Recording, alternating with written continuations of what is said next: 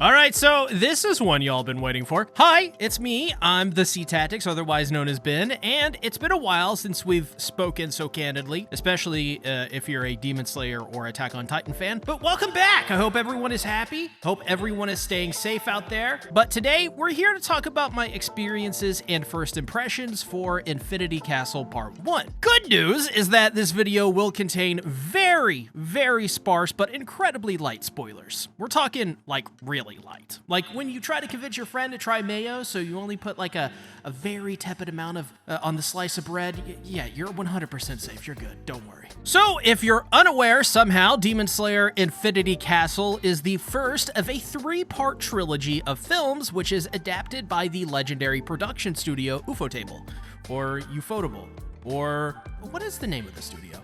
This is coming off a string of successes for the studio, with them just recently finishing up the Demon Slayer TV series after 4 incredible seasons, 3 incredible and groundbreaking films in the Fate Stay Night franchise, and with even more on the horizon with 2 more Demon Slayer films, and more Type Moon films in the pipeline like Mihoyo or Witch on the Holy Night coming down the barrel, and the much anticipated Genshin Impact propaganda film titled Genshin Impact the Movie. This is propaganda for Genshin Impact. I don't make the titles, I just imagine them. I also think it's a TV series, but I'll watch it either way for my girls, you know, Lisa, Scara, Meow Meow, who is definitely a girl, and Ganyu, who is Ganyu. But this film in Japan, and by the way, I hope they put Ganyu in the film. Anyways.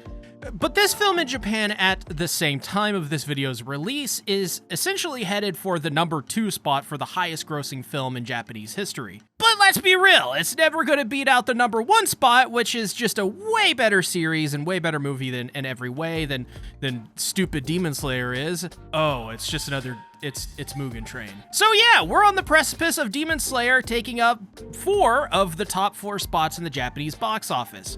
So you get it. This film is not only just a big deal because this is the anime industry's arguably top studio producing arguably anime's current top franchise, but it is also like, I don't know, breaking records left and right and in America too. And is like just really resonating with basically everyone. That is besides the doomers who keep telling us that Demon Slayer is only popular because of the animation, not realizing they're serious vibe killers. Yes, I'm getting to the point. I like to ramble because I'm a little autistic. So I went to the theaters with me mom, who is 60 as of 2025. We also, by the way, congratulations on 60 years, Mama C-Tactics, good for you. But we also went to the theaters when Mugen Train came to America, so this was a bit of a cathartic experience for both of us. By the end of it, we really did quite enjoy it, and my mother especially, being a total anime noob still, only seeing the things that I take her to the movies to see, which so far, if you want a list, is Mugen Train, Spy Family Code White, Attack on Titan The Last Attack, Dawn to Dawn The First Encounter, that's a juxtaposition, Tatsuki Fujimoto's Look Back, of course Infinity Castle, and next month, Chainsaw Man The Rize Arc. Videos will absolutely be made on that film as well, and a recap is coming out too, which I know you guys are excited for. But why do I do this? I don't know. I'm just curious about her thoughts as a 60-year-old boomer. But the experience was exceptional either way, and my mother's takeaways from the film were that she liked the climax of it. So basically, the final fat. Wait a second. Did I really just type out final fat? She liked the final fight and the aftermath of it, and the story of it, and I was surprised to find out what she enjoyed the most, however, was Shinobu Kocho. And if you've seen the film, it is an incredible way to start it, and breathtaking, to say the least. Which, honestly, let's be real, it's because Shinobu is just, come on, look at her. I'm pretty sure she's the only woman I would let poison me. Pretty sure. That and Yoru from Chainsaw Man, but that's neither here nor there. Me mom also really loved and appreciated, as she called it, the floweriness. I cannot speak. The floweriness of it.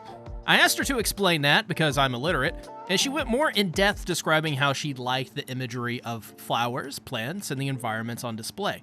This is absolutely my mother, by the way, if you don't know her, which you don't. But she is so into aesthetics, but doesn't want to really admit it. I mean, she's basically created the Instagram girl archetype before that even ever existed.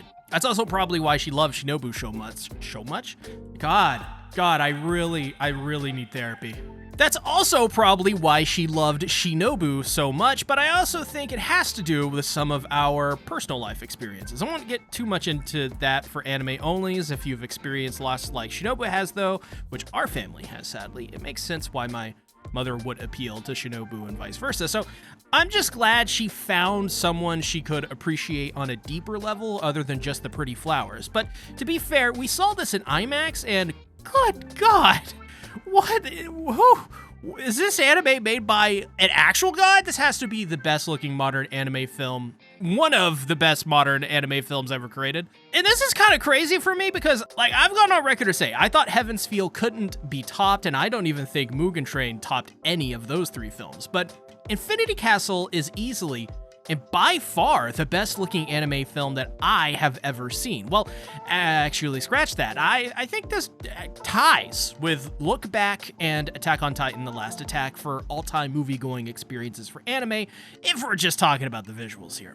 Honestly, we're so spoiled with anime these days that anyone who goes to the theaters to watch anime like I do, you know, any anime coming to the big screen just looks right. So, the big question, is Infinity Castle good?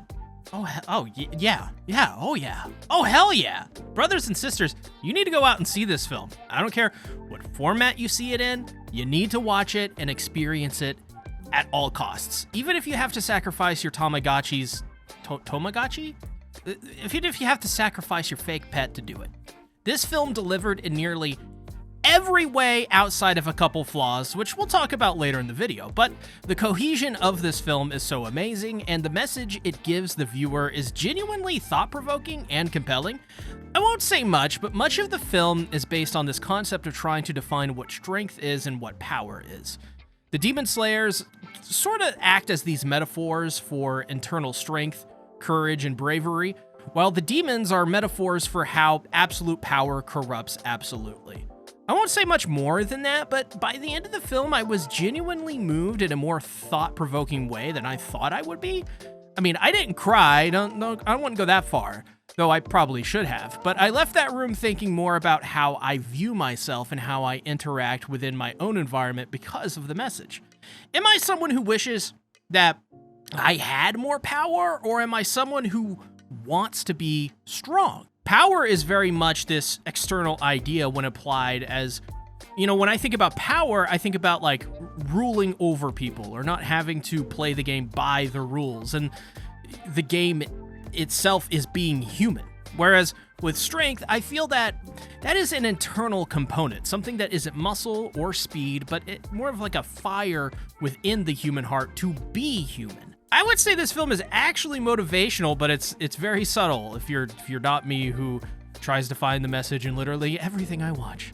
But if I were to give this a 1 to 10 rating, genuinely, now this is first impressions, I think it's a 10. But we do need to get into the issues with this film and why I would still say it's perfect, despite being imperfect at its very core. Though, let's be real here, a 10 out of 10 rating doesn't mean anything these days.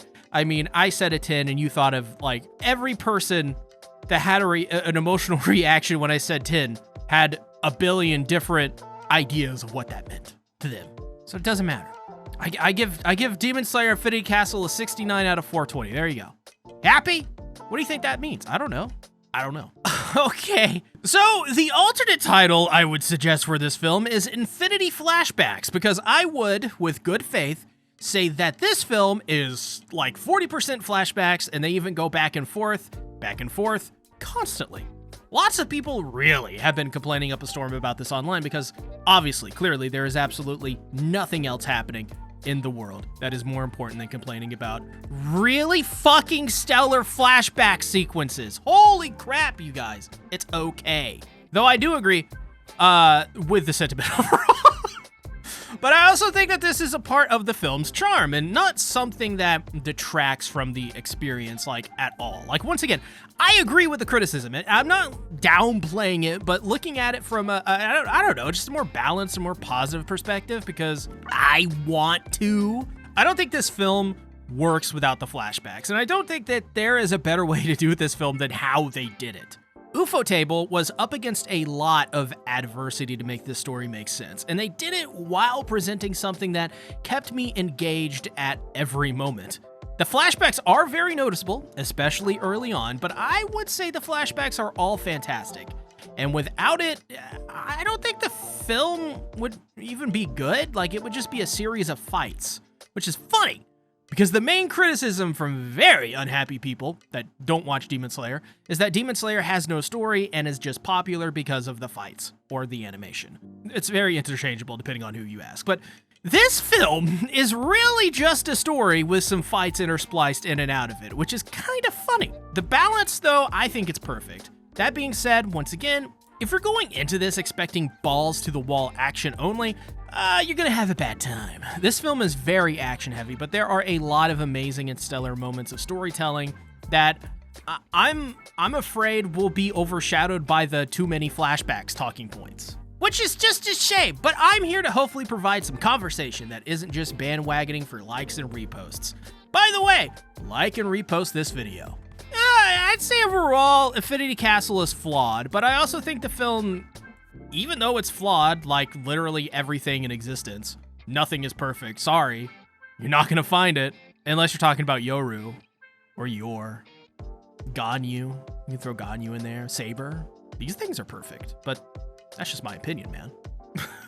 But I also think that while this film is perfect in the sense that there is literally no way you can do this film better, that's what I mean. There just isn't a way to make it better, because it's just as good as it can be. Unless you just make it 2 hours of Mitsuri Kanroji eating food with Tanjiro and Giyu, but I don't live in that time. And if we did, we'd know it because I wouldn't shut up about it. Hey, you can check out these videos on the screen here, and be sure to join my Discord community. If you made it to the end of the video, post some blue hearts to let me know you're mega cool. Thanks for watching. Make it a great day or not. The choice is yours.